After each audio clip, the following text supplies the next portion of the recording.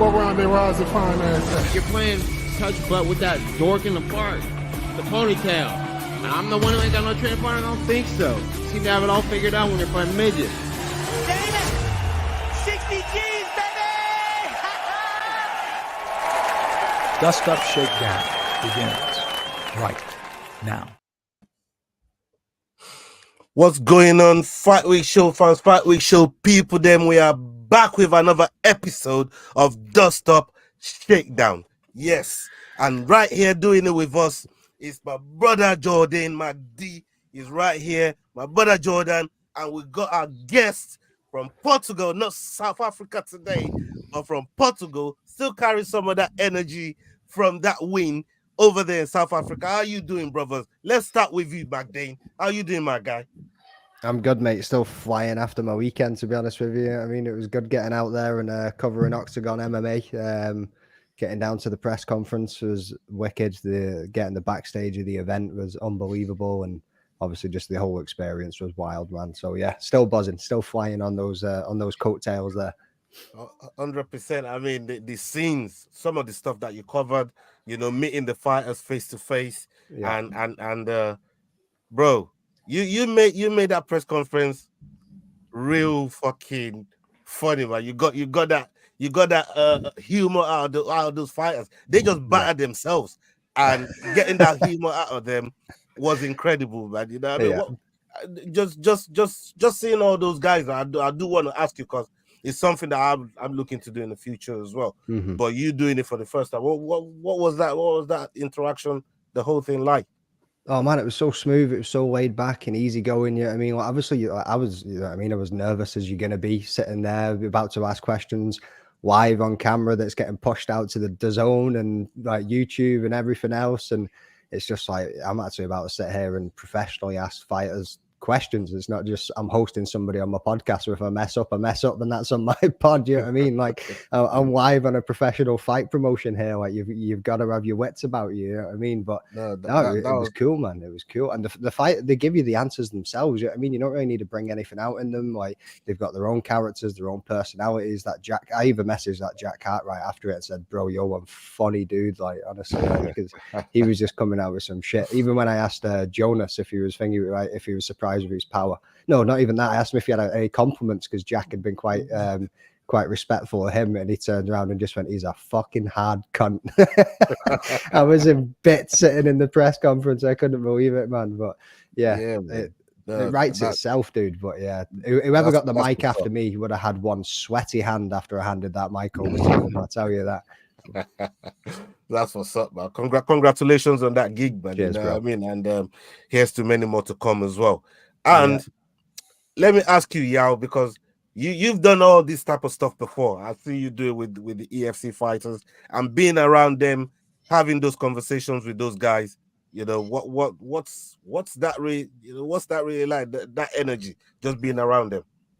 To be honest, I saw the work that you did at Octagon, and I was very impressed and definitely jealous of the press conferences, because unfortunately locally EFC stopped having press conferences, so we couldn't really ask the fighters questions directly after the fights. But the energy when you're involved in the event from the media side, especially as a podcaster, the energy from the fighters, from the crowd, from the promotion itself is just so phenomenal. They embrace, I'm sure you felt the same thing, an embrace of what we're trying to do in terms of promoting these fighters, promoting the promotion itself, and making sure that, for example, me down in South Africa, I know about Octagon, and I even seen the fighters. Now I'm following a fighter, Dennis Frimpong, mostly because his surname is Ghanaian and I'm from Ghana originally. So, you know, it's amazing that you've managed to then bring that out to say, look, locally, this is what promotion I have around me, so I'm going to make sure that the fighters around me are promoted, and that's exactly what we're doing at EFC. So it's absolutely amazing, phenomenal, and thank you so much for bringing that to us as well. And I'm sure your fighters are also going to start getting more into your content and giving more to your show as well. But yeah, phenomenal, amazing. Thank you very much, man. Like I say, it was an incredible experience, and you nailed it there. Like they make you feel very welcome. They make you feel very much part of the show and what's going on and what they're trying to portray and the production value of it all, everything. You know what I mean? Like the whole point, the communication was excellent. You know what I mean? They tell you exactly where you can go, what you can do, all of it. It was brilliant. Yeah, man. It's just, I mean, when you see all those types of taking part in those sort of events, it's just nice. And yeah, it's something I definitely want to get on. Jordan, I mean, hearing these guys talk about these things that I'm still looking to break my duck on it, and it's mad. Well, how did you find the whole Octagon show that went on the weekend with some of the fighters? We have, we know a couple of them on the show. Some of them you've spoken to. How did you find it? Yeah, real well put together show. I think Octagon doing a really good job of sort of coming out of nowhere and establishing itself as a top promotion. You know, obviously the backing of the zone doesn't, but always helps. But yeah, seeing them after doing the whole Channel 4 show and stuff like that, it's nice that they're still willing to give guys like obviously like Dana a shot at coming in and breaking the press conference virginities and stuff like that. I think it's going to go a long way to help keeping and establishing a sort of fan base there, because a lot of people watching new promotions, it's because they're hearing about it on their favorite podcast. Outside of the UFC, people maybe aren't giving too many things a chance without having it promoted to them. So yeah, sort of hope that there's more Octagon events that McDane can get down and keep getting more experience. Yeah, that's yeah. I mean, I'm loving it, and obviously you just got your credentials as well to interview some of the fighters on Bellator and the PFL. And the PFL card that's coming up, the PFL versus Bellator, which is a big card, and getting your credentials to interview these guys as well. It's going to be on the Fight Week show, people. So keep your eyes out for that when that goes down. How much are you looking forward to that? Yeah, it's a big one. I've obviously done a few of the PFL press conferences before for a few guys. But this one, there's fighters on it like Yoel Romero, who I think everybody sort of holds in quite a high esteem. You know what I mean? He's a Cuban medalist in the Olympics and stuff like that. So, yeah, I was half expecting to speak to Kayla Harrison again, but as we'll probably get into at some point in tonight's show. Yeah. Don't think she's looking a likely candidate for this year's winner.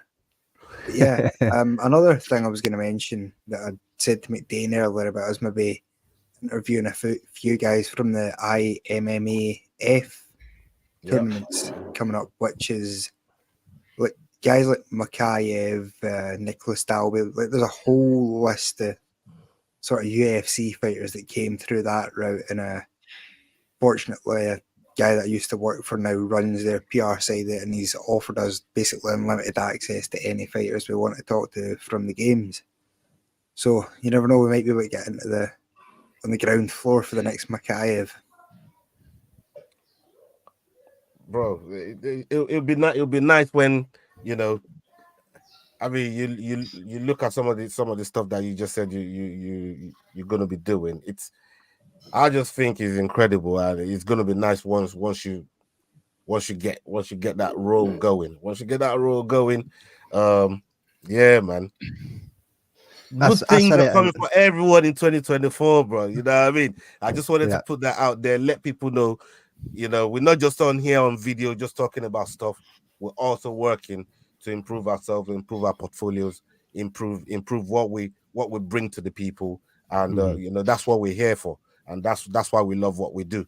But let's get onto some topics that's been going on in the MMA world, and before I come to Jordan and McDane's favorite topic, the women's division, let me bring it to Yao. Yao, Ryan Clark is covered saying that the women's bantamweight division really should be shut down. There's no real competition there since Amanda Nunes is gone. I mean, just looking at the recent title fight that just happened between Bueno Silva and Raquel Pennington. When you look at the level for title fights, and you want to do a ranking, what was your excitement level from between 1 and 10 for that title fight between Bueno Silva and Raquel Pennington? I'll be honest, I feel terrible for saying this, but until until the day before, or I think no, sorry, until after the fight, I didn't even know it was a title fight. I wish I was joking. I really do. I saw it as a fight. I'm like, oh, great, ladies are fighting. Yeah, but I right. didn't even realize it was a title fight. So, unfortunately, for some reason, the women's bantamweight division has lost its shine because Amanda Nunes was so dominant for so long. And when she retired, it literally created a vacuum. However, yes, there might be no excitement around those fights. And if you look at the quality of the fight itself, it's tricky to say about whether and how there should be more. But at the end of the day, all divisions always suffer at some point. It's a miracle that the middleweight division right now in the UFC isn't suffering, because Dricus and Sean managed to get us all very excited about that fight. So I think maybe they do need to do a lot more within the different women's divisions. But also, if you look at bantamweight is a very heavy class for women. So realistically speaking, how many women can you get into that weight class to then make it competitive? And that's really the question, is how much competition is there really at bantamweight? So I can understand why there's some despondence and why people are saying the bantamweight division shouldn't really be in place for the women's. But at the end of the day, it's almost like a women's super fight. You know, it's like a super heavyweight fight in the men's division. You don't have that many, but when you see a super heavyweight fight, you're there. You're like, oh yeah, let's watch these people beat each other to death.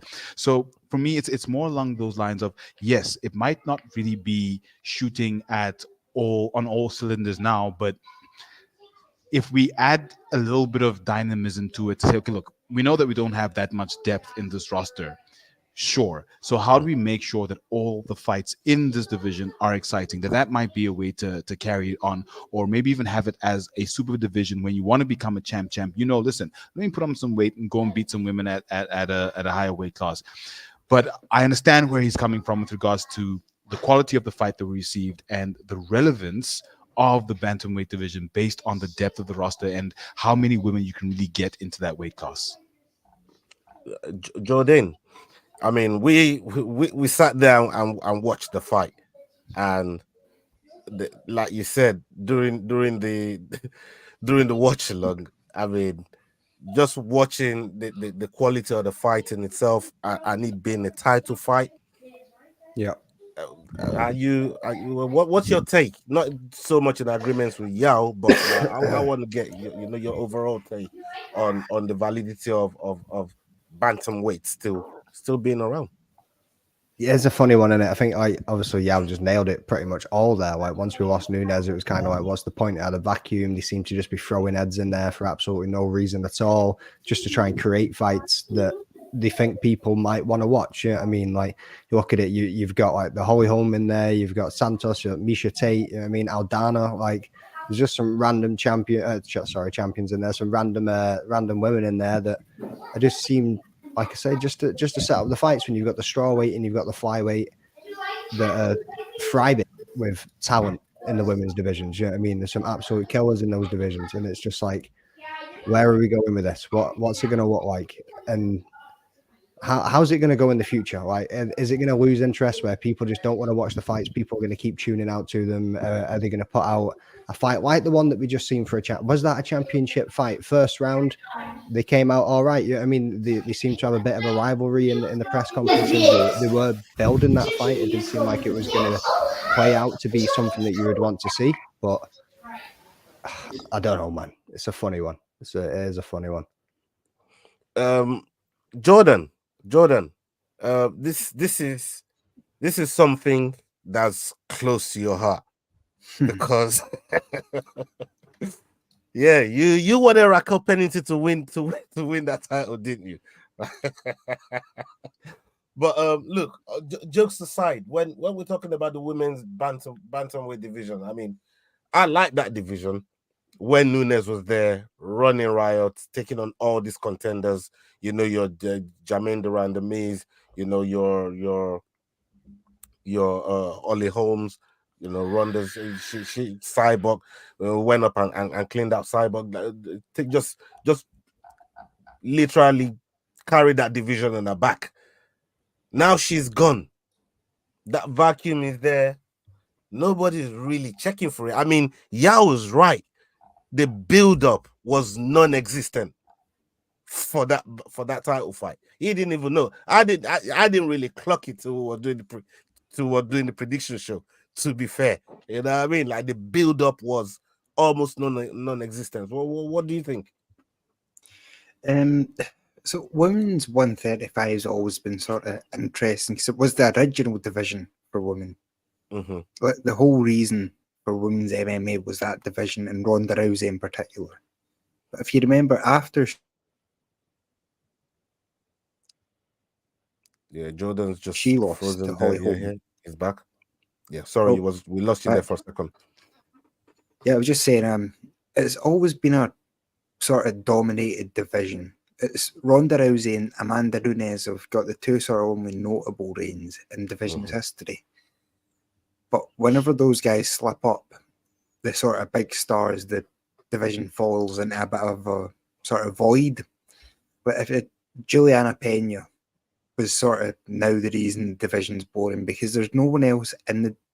Misha Tate is ranked number 7.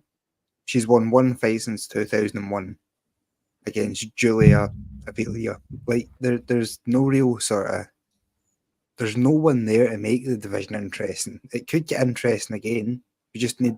I think that's always going to be a division with one dominant fighter that's so much better than the rest. And we're just waiting on the next one. Do you want to know? Look, this is my take on it. Yeah, I truly feel, and I think Shevchenko could have a nice fresh coat of paint and go to 135 and just run shit over there. You know, I really think so, and I know she's been on a back of couple of mad losses, almost like Usman like type losses. Because the second fight was close, but the first one was a finish from Alexa Grasso. But I think if she goes up, just like Usman went up and faced somebody, I think she could go up there and actually take care of some of those bantamweights over there in the bantamweight division. What do you think, Yao? I think you're quite right. That is possible for her to go up and then do that, especially because she's been so dominant at, well, the lower weight classes. Like she's just been phenomenal. She beats everyone. And like you said, the two Grasso losses, one was a questionable decision for a draw, but I mean, you know how we feel about draws. And the first one was a clean finish from Grasso. So if she went up, she would probably dominate, but then the question would then be asked, how does that help her legacy? Because who is she dominating? Then becomes the question. So would she do that? Because does that really solidify her legacy as one of the greatest between her and Amanda Nunes? Maybe there's a few names in the past that you might mention, Ronda Rousey, Chris Cyborg, sure. But between her and Amanda Nunes, they are practically the female GOATs. Yes, at different weight classes, etc. But even if she goes to bantamweight and dominates, I don't think that adds to her legacy. I think she would probably dominate, but at this point in her career, she was the title holder for so long. She was a dominant champion in her weight class. For her to go up and then fight people that we are sitting here saying we don't really know what they were doing in a title fight, people who can't hold a pay-per-view, like that fight was never going to hold a pay-per-view on its own. Yeah. So for that reason, I don't think there's much value in her, for her as an individual, going up right now. Maybe if the UFC managed to make that division more attractive for someone like Valentina Shevchenko, then she would possibly go up. But without that, it's a bit tricky to say she must go up and fight Raquel Pennington or any of the bantamweights that are already there now. Plus, she'd have to then take the time, gain the weight, all of that. So it's a bit tricky to say that she would be the one. We might need some new blood to come in, someone we don't really know, string together 7 fights in a row, grab the title, and then just go on a tear.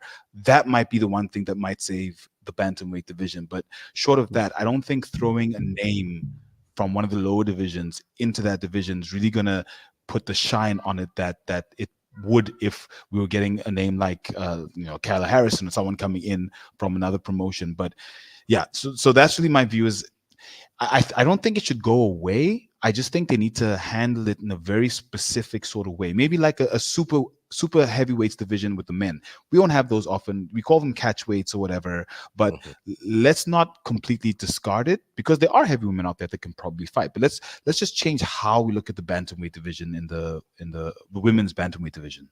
Yeah, you're right in terms of maybe looking at a catch weight sort of situation, but it's not something Dana has been really open to. He's very, very vocal about no to catch weights. The only times he does it is if his hands are really tied, and he can't really do nothing about it. It's probably the only time but if it was up to him, there wouldn't be he'll stick to the weight classes and not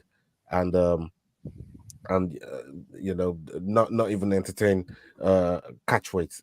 Talking about Kayla Harrison and catch weight situation, Jordan, let me come to you on this.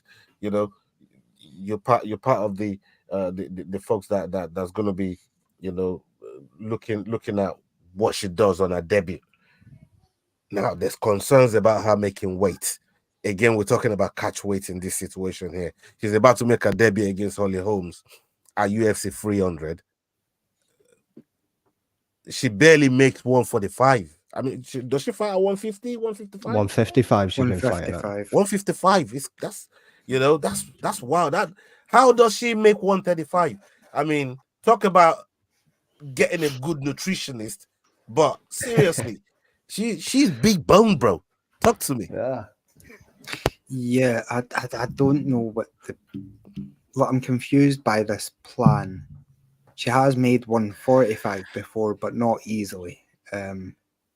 Seemed quite depleted and like she was struggling with the weight cut then. She is a big woman. But if you see her next to someone like Henry Cejudo, you didn't just take it to Triple C, man. That's my guy. Triple C the king of cringe, man. The problem is that Kayla's one of Ali's sort of clients, so they all hang around together. So even next to Khabib, she doesn't look small, but next to Henry, you're like, oh, where do I take him here? That's a straight up wrestling match. But yeah, I think I don't know. I think Kayla was just out of options to get to the UFC. I think she'd been trying that long to get her sort of 145 contract. The UFC weren't willing to pay it for a division that was basically created because they'd ran out of stuff to do with Cyborg. It'll be interesting to see what Cyborg's approach was, because I think she was going to hopefully fight Kayla in the whole PFL Bellator crossover. So it'll be interesting to see if Cyborg now tries to make her way back to the UFC, because it's wide open at the minute. As far as making weight goes, I don't see it as really a feasible thing, but she must be confident. Talking about Cyborg, perfect segue. Cyborg, I think she's trying to get a booking with PFL. She's trying to get on that card, and for some reason they're looking at her sideways, man. She's trying to get Amanda Nunes. Jordan, this is for you. She's trying to get Amanda Nunes out of retirement as well. So it's almost like she's a Bellator fighter looking to get something with PFL because they just bought Bellator, and on top of that, trying to get Amanda Nunes out of the division. Do you think, given the history that she's got with Dana, is there a chance Dana gives her a chance to come back to the UFC when we look at the way they parted ways? I think she's playing the game. Yeah, so obviously they've just bought them out. She knows the script. She knows how the sports goes. She knows there's going to be some cuts. She knows like this title, the champs versus the champs. You know what I mean? The Bellator fighters versus the PFL fighters. She's like, right, there's going to be some cuts here. And is there going to be the competition that I want to go against? Amanda Nunes was at the Pennington fight and was at the side and hinted towards coming back to the UFC or coming back to fighting in general, which would most probably be in the UFC. You can't see her really going anywhere else. You know what I mean? So I think she's just trying to put her hat in the mix. You know what I mean? She's just going, look, I'm over here just now, but if she comes back, I'd be interested in getting that scrap. And it would also be a way for her to get the foot in the door to be like, right, get me back into the UFC. And go. Oh, so the only thing I want to say is $1 million. If I was Amanda Nunes and someone said, come and fight for $1 million potentially, even if it's Cyborg, I'm there. But keep going. No, sweet. But how much does Amanda Nunes? Jesus Christ, Amanda Nunes made? Like, spit that one out, Jod. Like, so does $1 million entice her enough to go to a different promotion for one fight, where she could probably get multiple fights, end up with a title somewhere, and get the pay-per-view points and probably make more than $1 million anyway? You know what I mean? Like with the UFC, I get your point thoroughly, but I also think, is it going to be enough to entice her? Is it, or will she stick to? Or will she stick with the bed that she already made? You know what I mean? And jump right back into that thing because it's already cozy and warm. You know what I mean? Like, and I think it also plays into the like as we were talking a minute ago against Kayla Harrison. Like, she's not going to be making 135 very easily.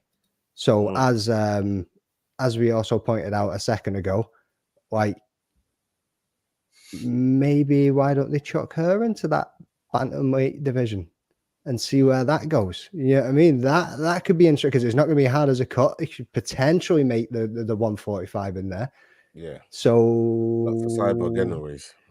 Yeah, I know, but at the same time, like you said a second ago, for Shevchenko, who's that division gonna improve her legacy on? Probably not many people in there would add to her legacy.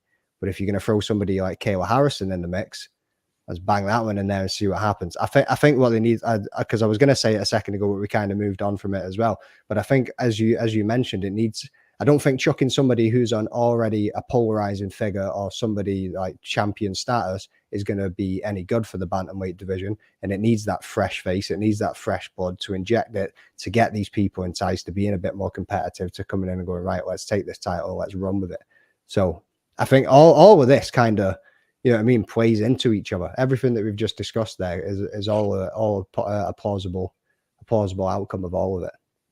I swear down, Leroy's the devil, man. I'm telling you, man. Leroy, he says I can't help but think where bad did I say wait.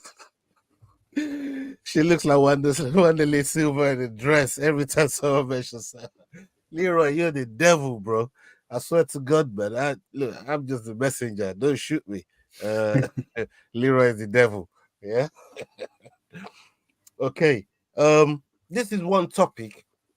A lot of people, you know, we rarely hear them talk about it. And Yao, I really want to get your take on this as well for the people that are watching. Fighter pay. I mean, it's when we look at some of the fighters that are out there, right? You know, even up onto regional fighters, but at least if you're making it to a promotion like PFL or even Bellator, UFC, really you shouldn't have any other job. That should be your sole job. And I think these promotions, they're not really putting it down for you know, a lot of the fighters. I know a fighter over there from Ireland. Big up Andreas Binder. He's a manager at Audi's, and these guys are top level fighter. You know, there's some of them that Reese Brudenell. It's a bricklayer contractor over here. Apparently, Aldi pays some good money, bro. I mean, but this is what I'm saying. But when you become a professional fighter, especially in some of these top promotions, really and truly, that should be your sole job. What you think? What's your take on fighter pay? And should these fighters really be getting more pound for their buck, especially for what they put on the line to entertain you know, the MMA fans all across the world. Even in your promotion at the EFC, I think some of those guys should be seeing a lot more money. What do you think? Honestly, that's a loaded question because yes, but Yeah, let's hear it. yes, they should be seeing more pay. But at the end of the day, we also need to bear in mind that with the myriad of professions and industries across the globe, across everything, if everyone gets more pay, then, you know, like, how will economy survive? So yes, they probably should be looking at more pay, but not necessarily more pay, but more security. So specifically around things like healthcare. Every fighter should have a healthcare plan. Every fighter should be able to go to the chiropractor after a fight and get their body fixed up. Every fighter should have that opportunity to be able to continue fighting and continue doing what they're doing. Not necessarily the pay, because if you can fight, you get paid. If you can't fight, you don't get paid. And then, you know, it's sort of a disparity there to say, well, if you're going to pay me a lot for one fight and then I can never fight again, then what was really the point? So for me, it's not really about the pay, but it's more about securing the fighters within that profession with all those other things that come with fighting that need that support the fighters, not necessarily pay. Because if a fighter gets paid, what, 30 to 40% is going to the gym and all those expenses they incurred in order for them to train to get to that point of winning. Then you've got taxes. Then you've got. Next thing you know, they're sitting with 30% of their purse, 25%, 40%, a limited amount of their purse. So in that regard, how much more can you really increase the pay to cover that shortfall of almost 70% of whatever they get paid going elsewhere? So for me, it's not really about fighter pay. It's more about fighter support, making sure that we're putting in place the right structures, especially around healthcare, to make sure that the fighters are supported and they are able to do what they do as their profession, which is then fighting. So right now, there is no fighter support. A fighter is an independent contractor. If he gets injured, that's his problem. Bye. So that's why they need to have alternative employment and alternative options with regards to what they do in their lives other than fighting. So for me, I believe in fighter pay, but for me, that's not really the critical issue in making sure that these fighters can do what they do and make it their profession. It's about fighter support. That's really, really important. Jordan, let me come to you. I mean, this whole talk about fighter pay, fighter support, like Yao just mentioned just now, I heard on Shannon Sharp, big up Shannon Sharp. He's doing mad things with people like Cat Williams. If you haven't seen that Cat Williams interview, I don't know where the fuck you've been. Go watch it. That guy is absolutely bonkers. I tell you, I love Cat Williams. I've been a big fan since Friday After Next Night. Big fan. I mean, crazy movie. But I saw Francis Ngannou on Shannon Sharp. And he was talking, around this topic as well, where these fighters, they lie to the doctor before they go and fight with some of the shit that's going wrong with them. And then when they finish the fight, then they now add everything as part of the injury they sustained during the fight to get themselves fixed. And it shouldn't be like that. Some of these guys are having to train with bad knee, bad elbow, bad shoulder, bad this, bad that. But they can't tell the doctors because they're not on health insurance, like Yao mentioned earlier on. Like, this whole thing, and I know from what he just said, it doesn't necessarily have to be around the pay. But what's your take on say what we should really be looking at here to make it at least sustainable and better for the fighters? There's so much to unpack. I mean, like even as recent as Dennis Frimpong at the weekend told me that he's had a hand injury since the Bow fight. You know what I mean? Like, and how long ago was that fight? Like, it's absolutely insane. And he was like, I was hesitant to put the power into some of his shots at the weekend there against Siraki. It cost him finishing the fight. Sorry to cut in. No. You're right. You're bang on, man. Like, because he in the back of your head, you've got that little thing going, yeah, just be careful. You know what I mean? Because that's your career at the end of the day. That's what's making you money at the end of the day. And you're obviously not going to say that your hand's too sore to fight, because then you're not making money and you're not going to be able to do something that you love. So that's just like one piece of the entire package of fighter pay, isn't it? But again, like, so it's you need to think of it like from the individual fighter, from the business background, like all of it. Yeah, I mean, it's not just as simple as fighters deserve more pay. Yes, they deserve more pay. I'm not going to sit here and say that they don't. You know what I mean? Like, they put their wife on the line. I mean, I forget the young man's last name, and I feel terrible because I know he's in a really bad position right now. That Ryan, the Irish fighter, Liam McCourt, and a few others talk about him. He ended up in a terrible accident in a fight. You know what I mean? And he's now, I think, paralyzed from the neck down. And these are consequences. Yeah, I forget his last name. And honestly, I was it's trying to rack through it a minute ago. So I was looking at my Leroy, phone. if you remember it, please put it in the chat so we can put it on. Man, I was trying to find it on my phone there, and I couldn't find it. But like, there is those consequences in this sport. It can be like, it can be a life ending. At the end of the day, you could take a head kick the wrong way and boom, good night. You know what I mean? Yeah. Lights are out. And that's it. Like, so these people deserve more money for putting their life on the line. And then when you look at it from the business point of view, what are they bringing to the table that's adding to the package? So that's where you then get your superstars, where you get your Conor McGregors, where you get your draws. You know what I mean? You get your polls. You get the people that are bringing in the pay-per-view points. You get the people that are putting bums on seats, and then you'll get somebody that not so much many people know about. They've not got much of a personality. They're not really out there. They're not like bigging it up massively, and the fights might not be that exciting, but they're getting the job done at the end of the day. Yeah, I mean, there's so much, there's too much to go into. It's unbelievable. Like he nails it there with Yao nails it with health packages for sure. You then look at other.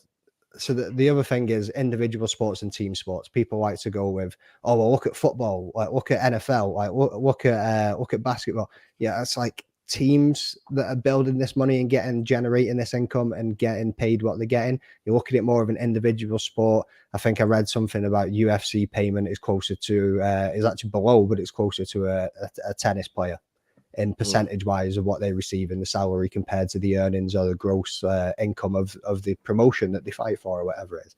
So then you look at your professional golfers, you look at whatever else individual sport that you want to look at. And then you look at the sponsorship opportunities that they've got that specifically UFC and some other places have taken away from the fighters. You know what I mean? They can't source these other parts of income from getting these contracts with sponsorships or any other endorsements that they might be able to get. So some seem to on the side, but I think again that's the upper echelon of these fighters that are allowed to go, yeah, you can go and have that little extra bit in your pocket on the side, and some of them aren't. You know what I mean? Like getting your sponsorship on your shorts, obviously they're taking that away years ago now at this point. You know what I mean? Like when Reebok came in and just took over the branding completely and was like, no, it's us or nothing. You know what I mean? And now you've got The Rock coming in. Like there's just so many moving parts here. It's unbelievable. But yeah, benefits, health benefits. Let's say, what you're gonna give them some holidays? Are you gonna give them sick pay? You know what I mean? Like there's so many different things that go into a normal pay packet of an average man's job to what you don't really see within this, because it's an individual man's sport or woman's sport. Yeah, I mean it's a big bag you've opened there, mate. Like, no, seriously. I mean, you definitely pointed out some very, very solid and valid points in some of the points that you made there. Jordan, when we're looking at this sport as a whole, right, in general, a lot of these fighters as well, you know, it's not just about fighter pay, because we've seen Dana also say, go and build yourself, go and build your own brand. And the more eyes you bring to the table, the more goes into your pocket. You know, we've seen him say that plenty of times. And when you look at what we do, all of us individually as a collective, what we're doing right now is in our own little way, giving these guys as much exposure as you can give them to at least help the next person to know about it. Just like you did, helping y'all know about Den Frimpong, and now he follows him, and now he's going to follow all his fights. That's one extra eye that now knows about him that didn't know about him before. you know. And like I said, in our own little way, you know, sometimes we do shows like this, and somebody that ain't even that don't not even into MMA, all of a sudden they're into MMA, and they'll probably pick a favorite fighter or favorite whatever, you know, from the promotion. What can they then do in turn to at least, because it's hard to build this brand that they're not talking about, but what can they then do to, you know, to help build this brand to help them at least with some of these pay problems that they got? Quick one before Jordan goes. So everyone, especially the females that I've watched UFC with, they've all gotten into it. To add to your point of, we are doing our part of bringing the eyes. Sorry about that, Jordan. Go for it. Yeah, I think it's a weird one. Like with McDane saying that UFC is probably closer to tennis in terms of revenue share. I think the UFC is somewhere between 17 and 19% of the revenue goes to fighters. Boxing is between 67 and 74%. So Can I interject with that one though? Yeah. So yeah, you're right, but that is more your Money Mayweathers, your Canelos, your Anthony Joshua's, your Tyson Fury. Like there is some journeyman that just wouldn't get it. As Dana White mentioned in an interview the other day, like you've got your Jim Millers that have never reached that champion level to bring in the pay-per-view buys, but he's made millions in the course of his career because of being the journeyman that he is. So I get what you're saying with that higher percentage, and it is true. I'm not saying it's not true, but I don't believe that is across the board in boxing. That is just your upper level, higher known. But to be fair, the upper level consists of a lot more people. How many heavyweight champions are there in boxing? Yeah, because there's a Probably stupid 10. amount of commissions. Yeah, and I mean, I get what you're saying. Like, the UFC, for being a lower to mid card guy, you'd be better being an MMA fighter. There's a better chance of you making 100 grand a fight and maybe getting a 50 grand bonus here and there. But as far as being the guy, boxing is far more lucrative. And I think that's because boxers still have bargaining power. It's coming back a little bit in the UFC with obviously PFL sort of forming more of a super company that's in position to try and sort of compete with the UFC for some of the big name signings. But yeah, it's just not there yet. And UFC fighters don't have any options to really go and try and make more money than the UFC want to give them. It's basically that get the UFC to want to pay you more money is your only option at the moment. Or go elsewhere and take your chances, which is always a risk. You don't know what companies out UFC are still going to be there this time next year at this rate. Yeah, I mean, Ngannou took his chances, and you know, look where he's at now. Thank you for that. Had to go to That bit boxing of to get that though, didn't he? Yeah, I mean, the boxing is going out of business. I mean, boxing is putting money in these fighters' pockets. They leave it mismatch. Fire sale. Go over there, And a lot of them are going to bare knuckle as well. Yeah, you know, they're going over there to That tells you something, make a lot right? of money. Yeah. Hey, Daniel says, when can we expect Sweet Angel Chi back? Not the same staring at your mushies.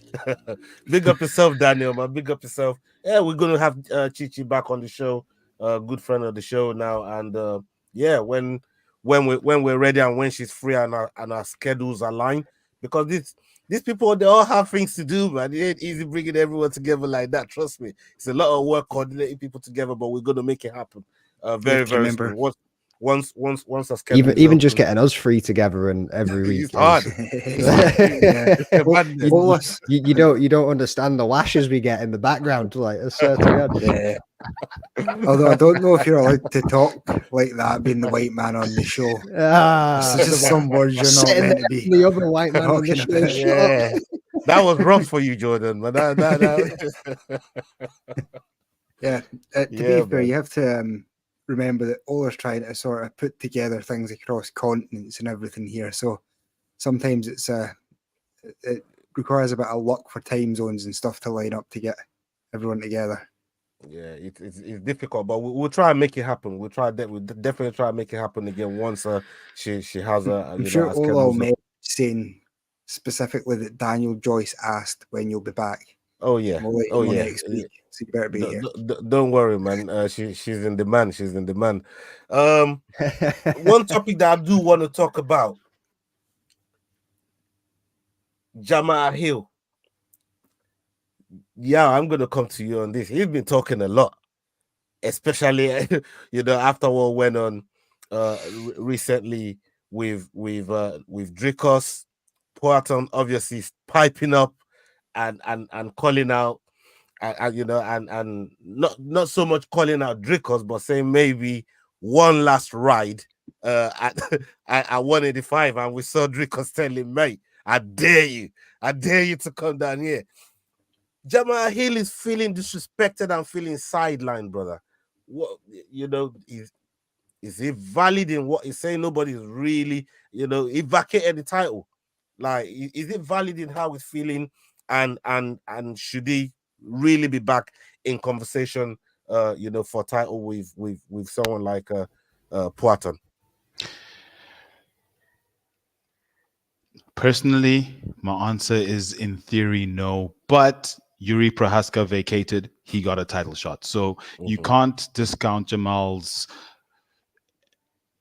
I guess, intention of saying, listen, I'm here. Just because I vacated from an injury doesn't mean I should be sidelined.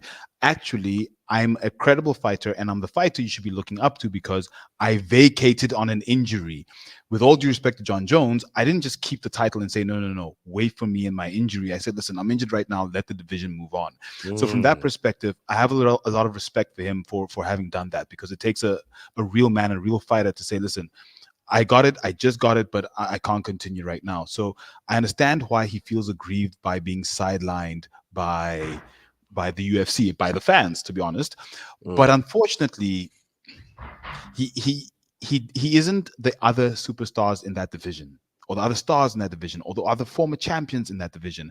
Everyone else seems to have a slightly brighter light. And I think that's really what's happening to Jamal Hill right now is he once he vacated the title, he started to more so put a lot of emphasis into the things he said and his podcast and calling people out and being opinionated, etc.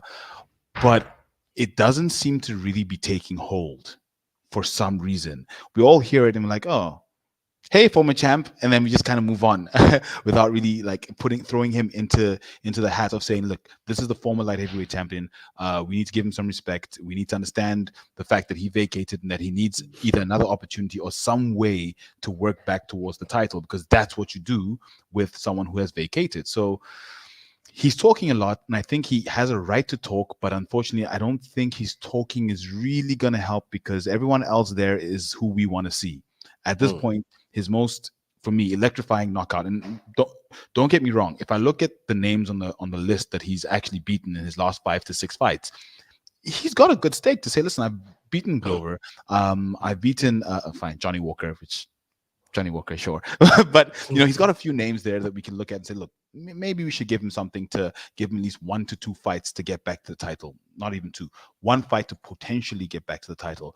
So I think having him there, saying what he's saying, doing what he's doing, is helping the division be strong and have depth. Because the one thing we always complain about is divisions with no depth. Hence, we have an issue with the women's bantamweight division. Yeah. So for me, it's very important for him to keep his voice and stake his claim to say, yes, you guys might be looking at 1, 2, or 3, but remember, this division's actually there's a lot of us in here that have the skill or a former champion, etc., etc. So for me, I'm enjoying the fact that he's talking. I'm not sure where it's going to go anytime in the near future. He probably needs to keep on and then hope there's another vacation or like some dominant win in the next fight, something. But yeah, that's my opinion. Jamal Hill, respect, but let's see when he can get back into title contention. Jordan, what about you? I mean, just look at the whole 205 division together. Obviously, this man, if he still feels like he's a champion, like my man said, he vacated on injury. But he must be thinking, I want to prove all of you wrong. Get me in there, and or do you think the way he's going about it is like my man said, is bringing more depth and is keeping the division alive? At least we got something to talk about the division. What's your take on both sides? Yeah, so I think the smartest thing to be doing right now is to be going to Dana and pestering him as much as possible for Alex Pereira at UFC 300. Alex has made it perfectly clear that he wants to fight at UFC 300, and it's between Jamal Hill and Ankalaev at the moment. That's your top two contenders. But also on that card, just underneath them, Yuri's fighting Rakic, and either one could stake just as good a claim to be next in line after that fight. So you really need to be first in line here, or you could be waiting 2-3 fights by the time you've actually got your shot back. As far as Jamal Hill going to 185 again, he's looked out of shape. He's looked sort of bloated and a bit overblown, and like he could make 185 if he really wanted to. So I don't know, maybe that might not be a terrible plan should he not get the next title fight. That's one hell of a way to look at it. I'm telling you, because it's in a real sticky situation right now, and maybe the noise he's making is what's going to get him out of it. It's a sticky one for Jamal Hill. But let me get your overview on all of 205, Jordan, and where Jamal Hill actually fits in the whole story, in your eyes. One more fight, and then let's see where he goes from there. But who's that one more fight going to be against? It's funny, isn't it? Yeah, I mean, like, you had Jerry vacate, then you had Jamal vacate, and now we're going to it. But then you've got the likes of Jones. Jones hasn't had to vacate, and from what I'm sure I read something a little while ago that they never chose to. You know what I mean? They were asked to. You know what I mean? And then they were like, yeah, right, okay, I'll do it. You know what I mean? It keeps it moving. Is Ankalaev going to go and get that next title fight? Obviously, Jan isn't going to be fighting for one anytime soon. We've got Rakic there. Rakic's got a fight coming up. Who's he going against soon? Is it Prohaska in it at 299? Yeah. Is that who he's going against? You said Rakic UFC 300 Yuri versus Rakic. Oh, sorry, yeah, it's 300 in it. It was the prelim announced for 300. Sorry, yeah. Which is wild, by the way. It is pretty fucking wild, to be honest with you. You got Khalil Roundtree in the division. Jamal Hill is obviously sitting there pretty in the number one spot, just below Alexa Pereira. I don't know. He got beat by Paul Craig, so Alexa Pereira can fucking get it done. Paul Craig took his limbs, bro. So did Ankalaev. I know, mate. I know, but come on, that was also a few years ago. Paul Craig technically has as good a shout at fighting Alex Pereira as anyone. He's beaten number one and number two. Yeah, I don't think. Well, for the Brazilian Jiu-Jitsu, if we're going to the grappling side of things, that's his best chance, which is always his best chance. He needs to do the UFC's first flying guard pull. The first light heavyweight flying guard pull. Make fucking dirty dancing. Just run up, jump, and wrap your legs around. Jump and pull guard on you straight away, man. Like, boy, get down over here. I mean, you're gonna have to take some intensive classes or against guard pull like that from Paul Craig, man. Like, you're gonna have to get Glover to give you them trainings there. He could call it the Scotch crotch as it just flies at him and hits you. Yeah, I mean, but obviously, Anthony Smith would throw a penny into any wishing well that they chucked at him either. You know what I mean? So he would definitely go in there against Jamal Hill. I think. Like, there's a few names that they could throw at him. Nikita Krylov. You know I think Khalil Roundtree would be the most fan friendly fight of all time. Is Khalil Roundtree versus Alex Pereira? But that's what I'm hoping for before the end of the year. I know it's not highly likely, but maybe the UFC say, fuck it, let's do Thailand. Yeah, he's definitely on his way up there. He's definitely on the way his way up there. before we end the show, we got 5 minutes before we kill off the show. And salute to everybody that stayed with us, all of you that's joining us or watching on playback. Big up to all of you. Please hit the like button, hit the share button, get us out there, and please make sure you're joining us on Friday for our prediction show. We're going to be having our prediction show on Friday. Some people looking to catch up. Some people want to, they want the upset multipliers. So yeah, come and catch us on Friday, man, for our prediction show, man.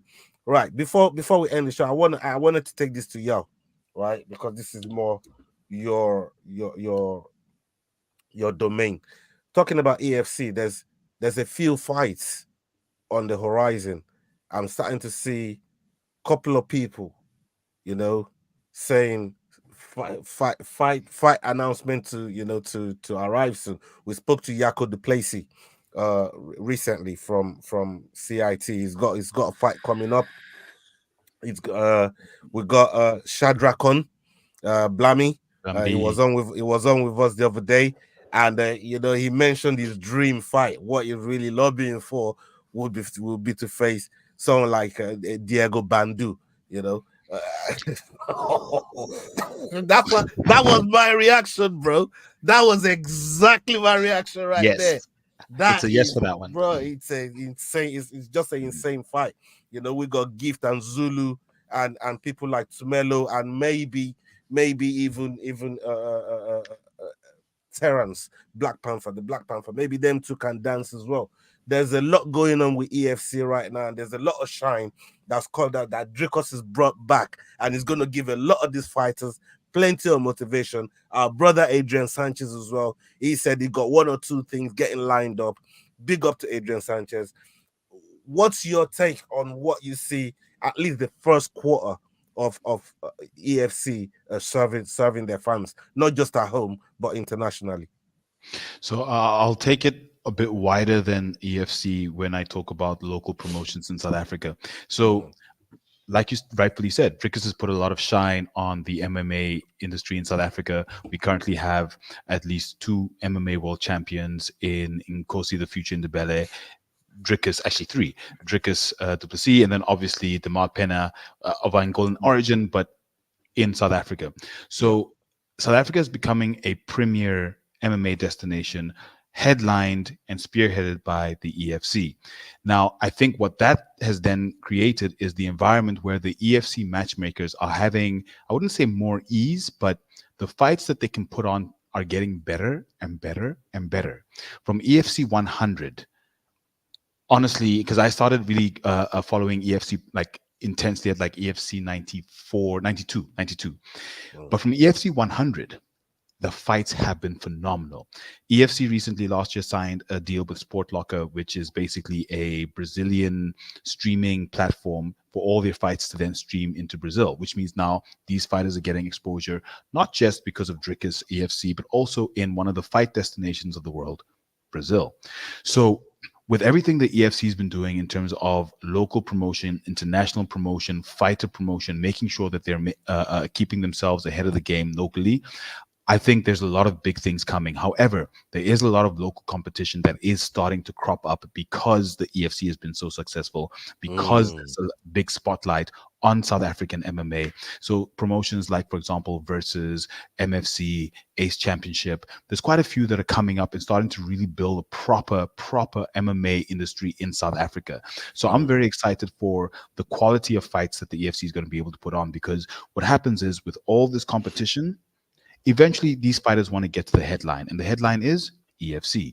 So I think there's an absolutely phenomenal breeding ground in the EFC's backyard, which will allow them to put on phenomenal fights over and above the fights that you've mentioned. For example, like if Blamby and Diego Bandu happens, like like you got me excited just by saying it. Like so I'm very excited about what this year has to hold, not just with the EFC, but with MMA as a whole in South Africa. In the Africa region, actually, if I look at what Francis Ngannou is doing with regards to fighting Anthony Joshua, another African-born person, and having the African division of PFL, I'm very, very excited. Yeah, man, 100%. Like you said, all this regional promotions are now coming out of the woodwork. We've got one over there in Nigeria, the Akko show. Yeah, man.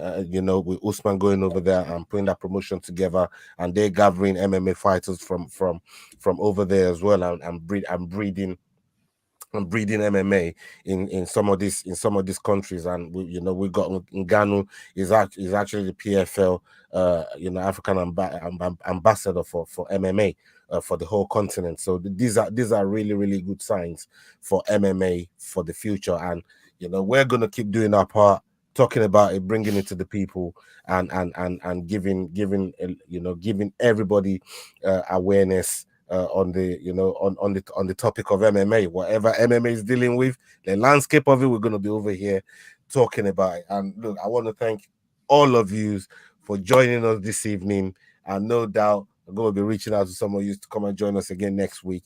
Big up to everybody. And before we check out, let me get McDane, what you got coming up, and where can the people find you on your social media, brother? Cheers, man. So you can get me on McDane MMA on Twitter.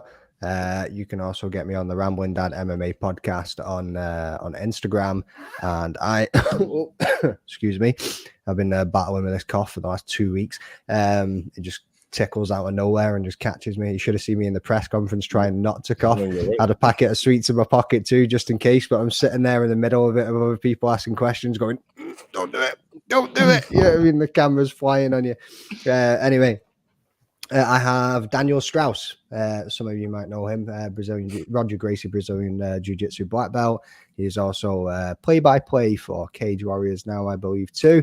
I mean, the man has some of the most craziest workout sessions you'll ever see in your life, and you might also know him for the jorts that he likes to wear whilst he's training. That's a big one, so he's coming in on Sunday. I have another member of the community, Mom's Basement, Tyler MMA, coming on next weekend. I am trying to reschedule Reese McEwen because due to the weather conditions a couple of weeks ago and him flying from Glasgow to Wales and ended up in Paris. Obviously he could, I see Yao there's like, that's a funny flight path to be taken. So it was crazy. A lot of people ended up in Paris whilst we were trying to fly to destinations in the UK from within the UK. It was, the winds were that bad. A few things lined up. It's all rocking and rolling. And as I said to you guys in the chat, I have also been granted an invitation back to Octagon again in Birmingham, which is April 20th. April. Yeah. I was gonna say it's 2 days from my anniversary. I'll say that to you. Nah, man. April 20th in Birmingham. So get your tickets, folks. You don't want to miss this one. It's going to be a banger. You've got Frimpong's probably going to be on that card. You've also got Big Shem back in the Octagon. Big up Shamrock. Big up Shamrock, man. Man, you're a busy man. People go and support his work. Make sure you follow his page and go and subscribe to his channel as well, the Rambling Dad podcast.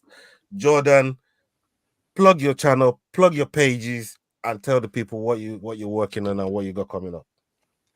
I think so far this week we're just waiting on Leroy editing a couple of things. We've got an interview with Cage Warriors commentator Brad Wharton.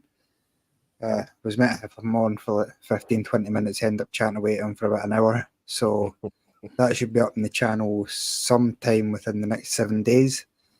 Apart from that, guess I'll see everybody on Friday for the prediction show.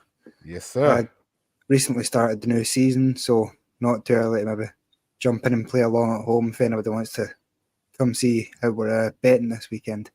Yeah, man, 100%. Definitely going to be putting a couple of quid on some fights this weekend. So keep an eye on it. Go and support what Cage Scribe Jordan is doing. Go follow his page and support him as well. Yao, the Head Kick Podcast, please kick him in the head with a plug. Let them know what you're doing, what you got coming up, my bro. At Head Kick Pod, we have lots coming. Like I mentioned, we've got quite a few promotions that have started up recently in South Africa that we're also going to be covering. We're also moving into bare knuckle simply because it's really exciting, and a lot of MMA fighters go across the bare knuckle, as they say, to feel how real it is. So we're basically going to be doing BKFC. We're going to be covering TBK, which is Titan bare knuckle. We're going to be covering Ace Championship, which is looking at Muay Thai, Jiu-Jitsu, and MMA. And obviously, we're going to be doing EFC as well as MFC, which are both, and Versus, of course, because Versus is an amateur promotion that's now going pro. So that's also very exciting because 2 pro promotions. I mean, we're going to be sports for choice this coming year. So anything MMA in the Africa region, we're also going to be covering AKO show. Very excited about what they're doing in Nigeria. There's a new one that started out in the Gambia. So anything MMA on the African continent, we are there for it. At Head Kick Pod, all platforms. Listen, like, subscribe, comment. Very excited about this coming year at Head Kick Pod, and looking forward to doing more fight work with you at the Fight Week show. Like I absolutely love being on the show, guys. Thank you so much, Jordan, McDane. Absolutely love it. And on Twitter, yes, we engage a lot during the Fight Week, McDane, on Twitter. I absolutely love your Twitter account. Cheers, bro. Yeah, man. 100% people. And, People and well done on the delivery of that, man. That was smoother than anybody else has ever done in their life. The promotion of that was absolutely incredible. You know what I mean? Yeah, and I think you make the rest of us sound like very lazy men there, given all the work that you've got way ahead of you. Like, nah, I mean these brothers, they put in the work. I'm a big fan of your work over there, and I just love what you guys do. I love the energy that you guys put on when you put out content, and fantastic guys to work with, and that goes for all of you as well, not just you, Yao. Even my white brothers over here, salute to all of you, man. Yeah, man, it's all love every single time. People, make sure you're subscribing to the Fight Week show. Make sure you told you to call me Marshmallow, bro. make sure you supporting all these guys, and up on to the next show, people. Hasta la vista. We're out. You're crazy. You're crazy. Kick him in the head.